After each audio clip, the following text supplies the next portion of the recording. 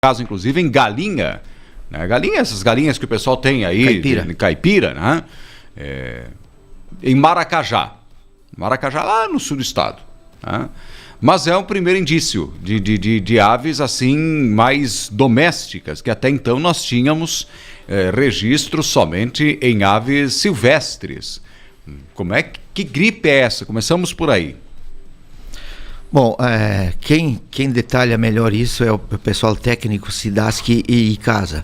E nós temos tido, desde o primeiro momento, toda essa conversa com o ICASA, com a SIDASC, para que fizessem o máximo de publicidade.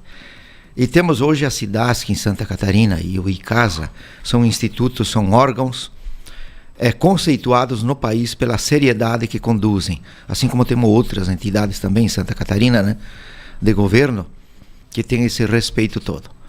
Mas é um vírus trazido por aves migratórias de voo livre. Essas aves migratórias, a gente pouco se dá conta, mas há alguns meses atrás, a gente lembra que aqui no bairro, aqui onde vai para as indústrias, no bairro de Vinéia, no Alto, isso, as andorinhas faziam um voo interessante todas as manhãs aí, e a gente acaba achando aquilo bonito e não entende o que está acontecendo. Essas aves, elas já naquele momento ensaiavam, estavam em assembleia, né, contínua, e aí elas vão saindo daqui, vão indo.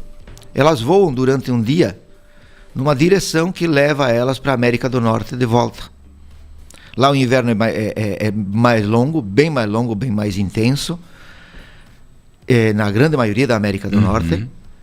O verão é bem mais curto, mas também é mais intenso, e elas estão lá fazendo a festa delas lá, de procriação neste momento. Daqui uns dias elas vão reiniciar o voo de volta, mas elas não voam direto como muita gente imagina, às vezes que elas levantam o voo daqui e vão lá, não, elas saem daqui e param talvez em Goiás, né? Baixa voo aí, fica ali uma semana, 2 semanas, 3 semanas, e levanta e vão indo, mudando lentamente, vão mudando de volta. Assim vai acontecer. Com outras aves também acontece da mesma forma, muitas delas que a gente nem percebe, que são esses gaviões que acabam voando mais alto, são mais raros, são poucos, e se alimentam de carcaças, e proliferam então, e levam esse vírus, e vão deixando numa lagoa, num açude, E também, qual é o risco que tem então? Uma caixa de água aberta, esse pássaro está voando, ele sentiu sede, ele vai baixar, ele vai beber água em qualquer local, né? Então uma coisa que a ave migratória para em lagoas, em açudes, em pesqueiros, né? Mas ela pode descer também numa caixa de água que está aberta. Ela pode descer num bebedouro de animais muito perto de casa. E dessa forma elas vão deixando o vírus, vão deixando a bactéria, e aí acaba se espalhando. Quando nós percebemos isso no primeiro sinal que aconteceu, nós não tínhamos nada disso no Brasil ainda. O Brasil não tinha visto nada, eram 4 países no mundo que ainda não tinham, né? Até este ano, era lá fora a Austrália e Nova Zelândia. Na sequência foi a Austrália também, foi infectada. Depois veio para a América do Sul. Na América do Sul ficou fora o Brasil e o Uruguai. A questão de menos de 60 dias, o Brasil também teve, então, no Espírito Santo e no Rio de Janeiro, em ave silvestre, 30 réis. 30 réis é aquele bichinho da praia. Isso. E corre o risco, inclusive, de extinção, agora. Porque é uma ave muito suscetível, ela é muito sensível ao ataque do vírus. Ele apareceu lá então, e aí o Brasil já decretou emergência zoossanitária. Ocorreu no Espírito Santo, na sequência Rio de Janeiro, já o Brasil decretou então emergência zoossanitária. Após, foi para o Rio Grande do Sul, teve também vírus no Rio Grande do Sul, né? E agora, para piorar tudo, então, aconteceu em Maracajá, numa propriedade rural, uma propriedade, digamos assim, propriedade pequena, que tem lá aquelas 30, 40 aves caipira, aquela galinha caipira, para consumo familiar. Ocorreu o primeiro caso em aves domésticas, né? Então saiu das aves silvestres de voo livre e já chegou em aves domésticas. Imediatamente o Japão suspendeu as importações de carne. Estão contrariando até alguns que dizem, não, mas o mundo todo é dependente da importação de carne de aves do Brasil, porque eles não vão deixar de importar carne porque ocorreu em aves caipira. Já está provado, então, o contrário. Já tem, então, a suspensão de parte do Japão da importação de carnes. O que fazem esses países que são muito exigentes? Eles vêm e suspendem as carnes. Não interessa se é suíno, se é aves. Eles baixam as cortinas mesmo, né? Então, esse é o grande risco que nós temos e qual é o impacto e o medo que nós temos. Que nós somos dependentes. Nossa atividade número 1 em Pinhalzinho hoje é aves, né? Na Secretaria da Agricultura, o Movimento Econômico do Agropecuário Rural, o item número 1 na cadeia é aves, né? São quantas propriedades o Honorino tem esse dado? Que tem, nós temos hoje aves na forma de integração, são em torno de 68 granjas. É bastante? É bastante. É bastante para o impacto. Tem espaço para mais gente. E as aves aqui são todas para importação? Para exportação? São todas para exportação, claro. Nós produzimos em granjas confinadas, nós temos aí o sistema de integração. Essas aves, como é que nós vamos dizer que não são para exportação, né? Elas são para exportação também, né? Até porque nós produzimos qualidade, como o oeste todo, Santa Catarina produz qualidade. Então temos aí um conceito mundial. E isso traz esse medo, essa... Não queríamos ser nós. Eu disse desde o primeiro momento, quando nós tivemos o decreto nacional, reunimos então os nossos operadores de máquinas e conversamos com o Conselho de Desenvolvimento Rural. Olha, a partir de hoje, para que seja enterrado qualquer ave, seja 1 ou 5 mil, só com o comunicado do técnico da agroindústria dizendo para nós qual é o laudo se nós podemos ou não ir lá fazer esse enterro. Então, o que nós pedimos também para o agricultor, que não aproveite a vala que está aberta e enterrar animais, aves. Se tem aves mortas, comunica a SIDASC, comunica o ICASA, comunica a IPAGRE, comunica a Secretaria, diga que tem ave morta de forma estranha. Não precisa nem saber de qual foi o sintoma. Comunica para que se tenha segurança do que está fazendo. Não vamos ser nós. Porque a retroescavadeira que vai numa propriedade enterrar uma ave, morreu de quê? Não se sabe. Vai ter contato com a máquina vai ter contato. Ela pode sair daí para ir num outro e abrir uma fonte de água. Então não queremos ser nós os disseminadores desse problema. Nossa, e é tão contagioso assim, Honorino? Não é tão contagioso, não é para provocar também alarme, né, Che? Mas são vírus, você não sabe como é que o vírus vai se transmitir.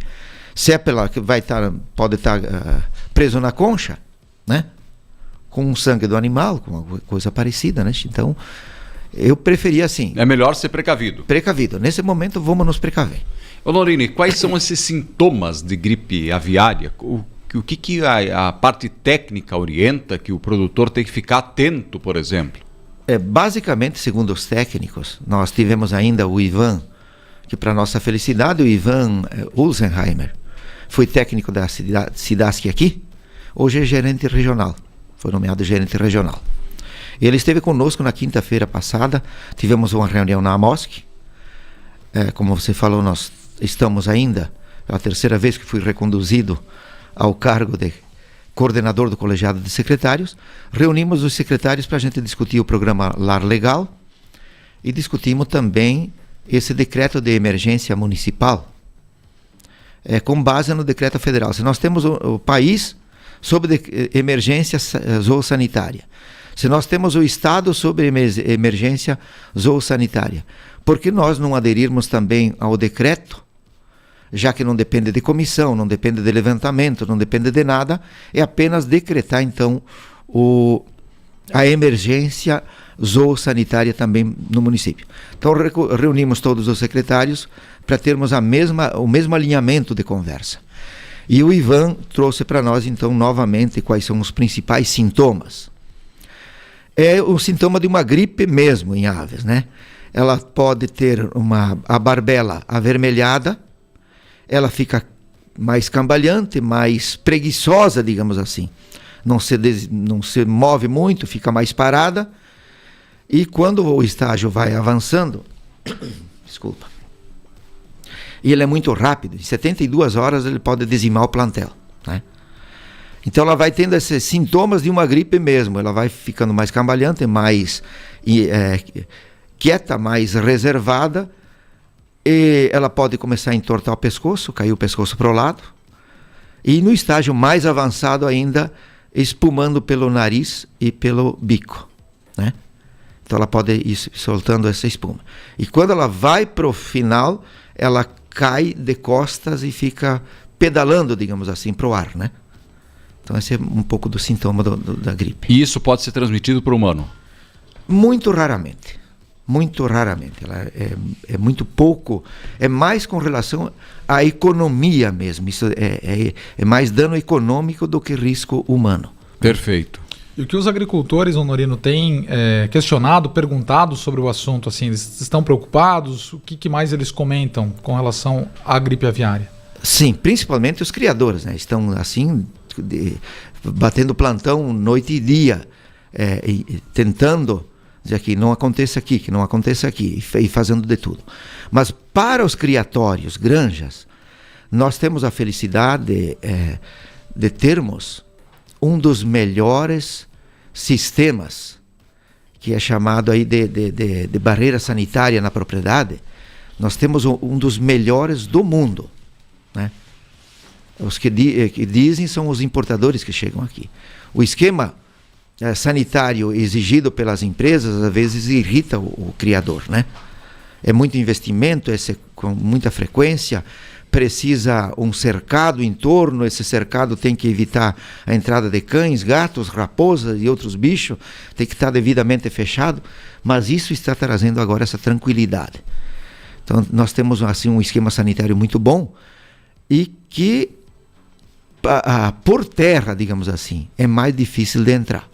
Mas pelo alto as aves silvestres podem chegar, né? Então as aves caipira, é interessante, até quem tem, digamos assim, mais medo, que nesse momento, de fato, se ainda tem aves caipira muito próximo da granja, ele reforça o cercado que ele tem, conversa com o vizinho para de repente prender também durante um período aí desses animais. Enfim, essas coisinhas pequenas. Mas os agricultores têm essa preocupação, eles estão muito, muito firmes, os criadores temendo, porque aí entra também o suinocultor, entra o gado de corte, que nós, por qualquer motivo, podemos ter aí. Eu acabei de ver ontem que a Argentina tem a melhor carne. No último período aí, quem mais exportou carne foi a Argentina. Então tem mais essa competição também, que nós temos que estar alerta, né? Daqui a pouco os concorrentes se saem melhor do que nós, né? E abrindo novos mercados daqui a pouco. E abrindo novos mercados. Bom, Honorino, em relação a esse decreto de situação de emergência, enfim, dessa situação de emergência zoossanitária, algumas medidas também foram adotadas, como, por exemplo, a suspensão de eventos que envolvem pássaros, aves, também a questão de orientação e reforço do pedido para não fazer turismo nas granjas e por aí afora, não é? Nós temos, por exemplo, a nossa EFACIP, que vem aí agora em novembro, né? Uhum. De 10 a 15 de novembro nós temos EFACIP, e não teremos a presença de aves. Então não tem feira de animais que envolva aves na feira, até nem de outros. Nós temos o Itaipu Rural Show, que é uma oportunidade de exposição de animais. Em Pinhalzinho, então, a feira EFACIP ocorre este ano sem a presença de aves, até por conta do decreto. Mas em nenhum local está ocorrendo feira com presença de aves, né? Visitas pode ser o turismo mais importante que ocorra, mas vamos reforçar, não vamos visitar granjas. Se nós não somos convidados, não vamos visitar a granja, não vamos se oferecer para visitar. Os criadores que não convidem, que não permitam que ninguém se aproxime externo da propriedade, que se aproxime da granja. Não sabemos o que pode ocorrer. Então, nesse momento, esses cuidados são importantes. Manter afastamento, permitir que caminhões também estranhos entrem nos pátios de granja, não. Tem que ser esses caminhões autorizados, tem que passar pelo arco de desinfecção. Fazer todos os procedimentos sanitários mais do que antes. Mais do que antes é importante. Sem dúvida. Inclusive, o próprio carregamento de aves deve estar sendo alterado nesse período ou reforçados os cuidados. Aí a agroindústria tem todo o interesse em fazer o máximo, né, para que se evite essas, digamos assim, qualquer situação que ocorresse em Pinhalzinho hoje, nós seríamos conhecidos pelo mundo todo. E nós não queremos ser conhecidos dessa forma, né? Exatamente. Estamos aqui falando de Maracajá, lá numa situação isolada, lá de umas galinhas que não se sabe nem quantas são ou quantas foram infectadas. Maracajá eu tive a oportunidade de conhecer, eu estive na cidade lá de Maracajá. Certo. É próximo ao município de Ermo também, lá no sul do estado, que também praticamente você não ouve falar do município de Ermo, né? Do município de Turvo um pouco mais, porque tem uma produção de arroz interessante. Araranguá, essa região toda. Santa Rosa do Sul, Praia Grande, são municípiozinhos pequenos que você não ouve falar. Agora Maracajá é conhecido pelo mundo todo, porque teve a infelicidade de ter uma ave com doença lá. Então o mundo todo, Maracajá, mas ele é visto negativamente, não é visto positivamente, né? Lamentável. Perfeito. E algumas ações também, Honorino, são feitas para o acompanhamento, fiscalizações em parceria também com a IPAGRE, com o ICASA, enfim, para que os agricultores também, claro que eles já têm todo o conhecimento, mas vale sempre esse reforço da fiscalização nos ambientes onde possuem as aves. Sim, SIDASC com o ICASA estão tendo um trabalho como nunca tiveram antes, né? Se dedicava apenas à defesa de fronteira, né? A defesa sanitária de fronteiras, basicamente, e os programas normais. Agora veio isso e tirou todo esse pessoal, está com todo o efetivo em campo. A SIDASC cogita ainda a contratação de pessoas, né? O ICASA também. E nós no município, nós temos um engenheiro, ou seja, o médico veterinário, o Adriano, está disponibilizado também para que, na necessidade, ele possa ajudar fazer a visita. Nós orientamos também o Adriano junto com o pessoal da operadores de máquinas. Se tivermos a necessidade de enterrar alguns animais, o Adriano acompanha. Uhum. O Adriano acompanha diariamente os 2, 3 lagos que nós temos em Pinhalzinho, os 2 principalmente, né? Esses animais que nós temos aí, pato e ganso, marreco, para ver o comportamento desses animais. Que de imediato, se tiver qualquer suspeita, então aciona a SIDASC, aciona o ICASA para que se possa fazer esse trabalho. E também temos o Adriano, então, à disposição dos agricultores. Se tiver qualquer dúvida, chama. Porque sabemos do comprometimento diário do pessoal da SIDASC, né? Então nós temos o nosso veterinário também, que está treinado, está capacitado, para que ele possa fazer a visita e descartar ou então encaminhar quando ocorre. E como eu já falei na semana passada, não precisa ter medo de que se tiver alguma suspeita, não, eu vou eliminar a ave porque posso ter problema na propriedade. Não vai ter problema, não. Estamos todos agora sob o mesmo cuidado. Se tiver um foco, nós precisamos de imediato tratar ele para eliminar qualquer suspeita ou qualquer possibilidade de propagação. Bom, Honorino, para findar, é só cuidar para não haver um prejuízo econômico. Sim. Nosso comprometimento nesse momento é com relação aos cuidados. Não precisa fazer nada mais que isto. O decreto de emergência em nada muda o nosso comportamento até aí. É apenas para termos também como está o país, como está o Estado, sob o decreto de emergência zoossanitário, não houve necessidade de nós reunirmos comissão, nada, nós apenas estamos reeditando, digamos assim, o decreto estadual para estarmos dentro. E orientamos também, então, na condição de coordenador do colegiado, que todos os municípios façam a adesão. Chapecó, inclusive, nem aguardou reunião de colegiado, nada. Já na semana passada, Chapecó decretou emergência com moldes no Estado. Então não precisamos mudar nem um pouco o nosso comportamento neste momento que não seja cuidados, somente cuidados. Tá certo. Norino, muito obrigado pela tua presença. Importantes esses esclarecimentos todos, porque gera muita especulação. Isso aqui pode matar gente, vai pegar em pessoas. Eu posso comer a carne de frango que está lá no supermercado, né? Como é que é? Tem gente que consome. Aqui, Norino, quero fazer um adendo antes da tua despedida, da tua fala final. Muita gente acaba comprando alimento direto do produtor. Porque galinha caipira que vem lá da não sei aonde e tal, né? Do cara que vem vender em casa, meio escondido. Como é que é isso? Bom, tem relatos de técnicos que conhecem muito bem a vida do vírus, a forma, a propagação, que inclusive provam que a própria ave contaminada, devidamente preparada, cozida, assada, enfim, de outras formas, desde que passe pela temperatura alta, o vírus é totalmente eliminado. Então não existe esse medo de contágio. Entrar em contato com a ave, o que a gente pede para o agricultor, não é ele quem tem que ir lá de mão nua, pegar uma ave morta, trazer até a cidade, não. Viu a ave, comunica que tem uma ave morta lá, né? Não é para ele pôr a mão nisto. Porque o cuidado é importante. Mas não há medo, não temos medo nenhum de consumir o nosso galeto, o nosso frango de supermercado. Não tem necessidade de ter esse medo, ou a ave mesmo vinda lá da propriedade. Claro, tem todo um outro sistema de que é proibido a venda direta de frango caipira, coisa semelhante à ave lá.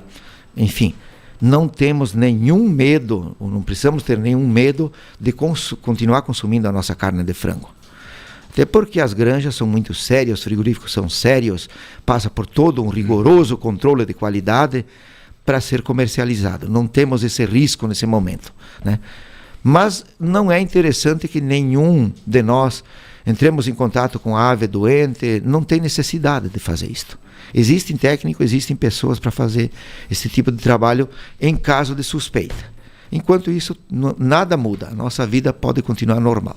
Tá certo. Norino, muito obrigado, bom dia, bom trabalho. Obrigado a vocês mais uma vez pela oportunidade. Tá certo.